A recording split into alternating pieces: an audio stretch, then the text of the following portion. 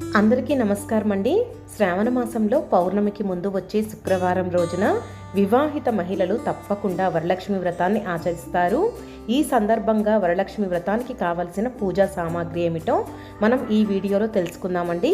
ఈ వీడియో కొత్తగా పెళ్లి అయిన వాళ్ళకి వరలక్ష్మి వ్రతం ఏ విధంగా చేయాలో తెలియని వాళ్ళకి చాలా చక్కగా ఉపయోగపడుతుందండి.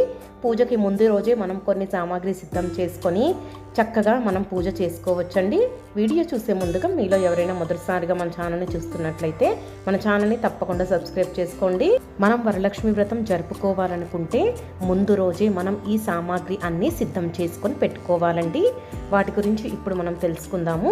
మనం వరలక్ష్మి వ్రతం చేసుకోవాలనుకుంటే అరటి కొమ్మల్ని రెండింటిని తెచ్చుకోవాలి. అమ్మవారిని కూర్చోపెట్టి రెండు వైపులా కూడా ఈ అరటి కొమ్మలను పెట్టుకోవాలండి. ఫోటోలో చూపిస్తున్నట్లుగా మనం అమర్చుకోవాలి.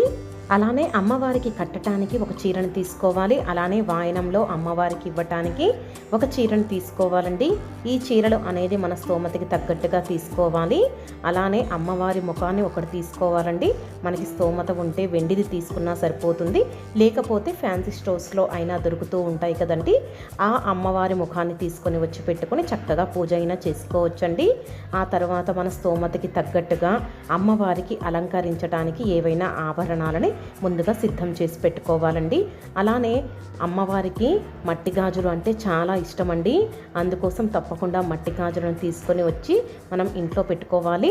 ఆ తర్వాత తెల్లటి దారాన్ని కూడా తీసుకోవాలండి. ఎందుకంటే మనం తోరాలని సిద్ధం చేస్తూ ఉంటాం కదా. ఒక తెల్లటి దారాన్ని తీసుకొని దాన్ని 9 పోగులు వేసుకొని 9 ముడులు వేసుకొని ఈ విధంగా పూలతో మాలలాగా కట్టాలండి. ఈ తోరాలని 3 కానీ 5 కానీ 7 కానీ 9 కానీ సిద్ధం చేసుకోవాలి. మనం ఇంటికి వచ్చిన ముత్తైదువులకి వాయనంలో ఈ తోరాన్ని కూడా ఇస్తే చాలా మంచిదండి. అలానే పూజ కోసం తమలపాకులు, అరటి పండ్లు, అలానే 5 రకాల పండ్లు తీసుకోవాలి. కొబ్బరికాయలు 3 తీసుకోవాలి.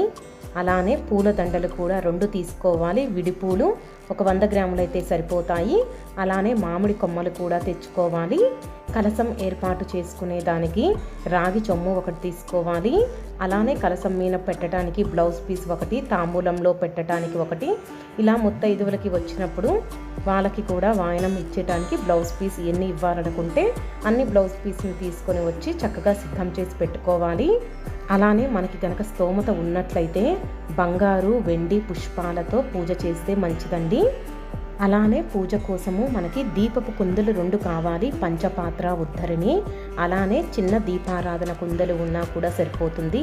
కత్తి, అలానే కత్తెర 1, గంట, హారతి పళ్ళెము, చెయ్యి తుడుచుకునే దానికి ఒక 2 క్లాతులను పక్కన పెట్టుకోవాలండి.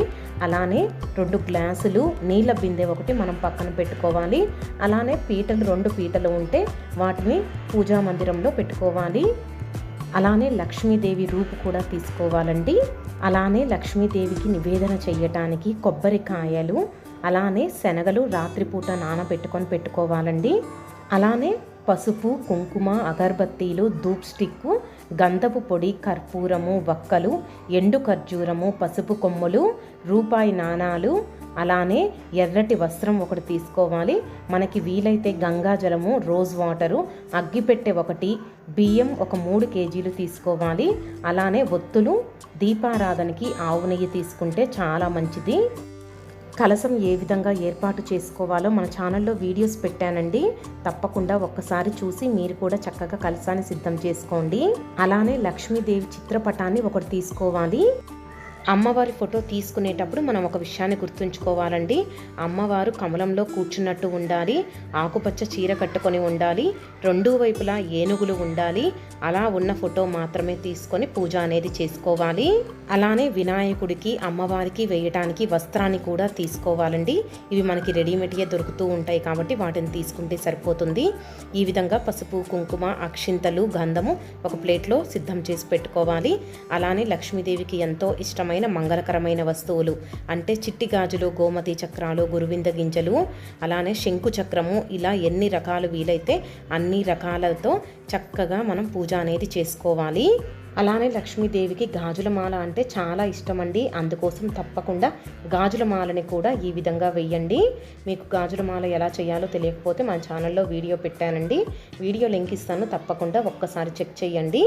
అలానే నైవేద్యాలు 5 రకాలు కానీ 9 రకాలు కానీ మనకి ఎన్ని రకాలు వీలైతే వాటన్నింటిని చక్కగా సిద్ధం చేసి పెట్టుకోవాలి. ముఖ్యంగా అయితే పులిహార, పొంగలి అన్నము, అదేవిధంగా నానబెట్టిన శనగల్ని తప్పకుండా నైవేద్యంగా సమర్పించాలి.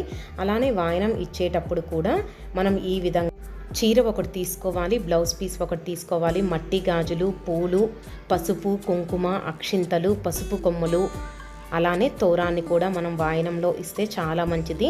వాయనం ఇచ్చేటప్పుడు తప్పకుండా నానబెట్టిన శనగలని వాయనంలో ఇవ్వటం అనేది చాలా మంచిదండి. అలానే వరలక్ష్మి వ్రతం చేసేటప్పుడు తప్పకుండా లక్ష్మీదేవికి ధూపం అనేది వెయ్యాలి. ధూపం వేయకుండా మనం పూజ చేసినా పూజ ఫలితం అనేది ఉండదండి. అందుకోసం ధూప్ స్టిక్స్ వేసి చక్కగా ధూపం అనేది వేసుకోవాలి.